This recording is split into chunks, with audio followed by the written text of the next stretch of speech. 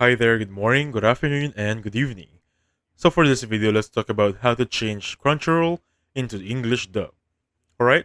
So once you're here, you'll notice that each of the anime right there for the featured animes, they all have this option on the lower section that says sub or dub. But however, not every anime has this option. As you can see right here, this one, Catch Me at the Ballpark, only has sub. Also, moving forward, this one right here has sub and dub. Basically, that anime depends or the dub version depends on anime itself.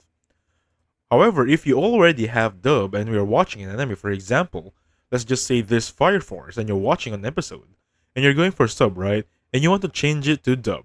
What you can do is go to the gear icon in the lower right section and you should be looking for this one.